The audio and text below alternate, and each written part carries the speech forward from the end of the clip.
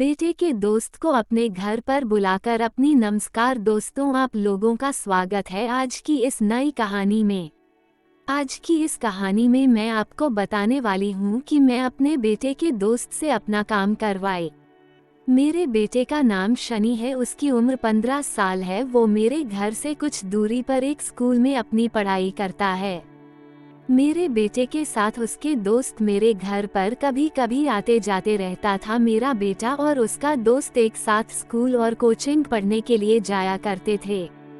जब मैं एक दिन अपने बेटे के दोस्त के ऊपर मेरी नज़र गई तो मैं तो चौंक ही गई कि मेरा बेटा का दोस्त ऐसे भी कर सकता है।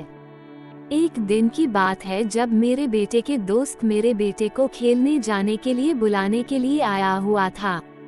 तब मेरा बेटा किसी काम से बाहर गया हुआ था। तभी मैं अपने बेटे के दोस्त को देखती हूँ कि वह तो मुझे बहुत ही गहरी निगाहों से देख रहा था।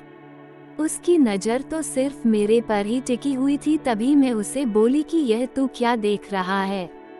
तभी वह बोलता है कि अरे आंटी, मुझे तो ये सब देखने में बहुत ज़्यादा मज़ा आता है। तभी मैं बोलती हूँ कि तू तो बहुत ही ज़्यादा बिगड़ गया है। तभी वो बोलता है कि अरे आंटी, हमारा तो उम्र अब ये सब काम करने लायक हो गया है। तभी मैं बोलती हूँ कि अभी उम्र बहुत ही ज़्यादा तेरी छोटी है। तभी वह बोलता है कि मेरी उम्र आपको छोटी लग रही होगी, लेकिन आपके जैसे आंटी को मैं काम करके खुश कर सकता हूँ। ये सब बात सुनकर मैं सोच में पड़ गई। तभी वह बोलता है कि आंटी, आप इतना मत सोचिए। फिर इतना कहकर मेरे घर से वह अकेले ही चला जाता है। मैं जब रात को सो रही थी तब मुझे उसकी बातें सोने नहीं दे रही थी। तभी कुछ देर बाद मुझे काम करने की बहुत ही ज़्यादा इच्छा करने लग जाती है, क्योंकि मेरे पति बाहर में रहते हैं और मैं घर पर अकेली अपने बेटे के साथ रहती हूँ। फिर मैं रात में सोची कि एक दिन अपने बेटे के दोस्त को घर पर अकेली ही बुलाऊंगी। कब तक मैं अपने हाथ से अपना काम चलाती रहूंगी। जब मेरा बेटा अपने नानी के पास गया हुआ था तभी मुझे नींद आने लग जाती है। तभी मेरे बेटे का दोस्त आकर दरवाजे को बजाने लग जाता है। तभी मैं दरवाजा खोलती हूँ और बोलती हूँ कि बेटा अंदर आ जा। तभी वह बोलता है कि अरे आंटी, घर पर आपका बेटा नहीं है क्या? फिर मैं बोलती हूँ कि वह तो अपने नानी के पास गया हुआ है। इतना सुनकर मेरे बेटे का दोस्त घर से जाने लग जाता है।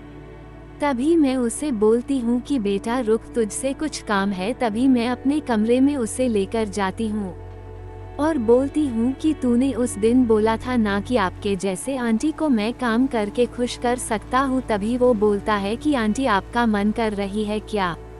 तभी मैं बोलती हूँ कि अरे बेटा, मुझे तो बहुत ही ज़्यादा काम करने की इच्छा करती है, लेकिन क्या करूँ, मैं अपने हाथ से ही अपना काम चला लेती हूँ। इतना सुनकर वो बोलता है कि अरे आंटी, आप हमसे बोल देती, मैं तुमसे कैसे भला बोल देती। तुम मेरे बेटे की दोस्त हो, लेकिन आज मेरा बेटा घर पर नहीं है।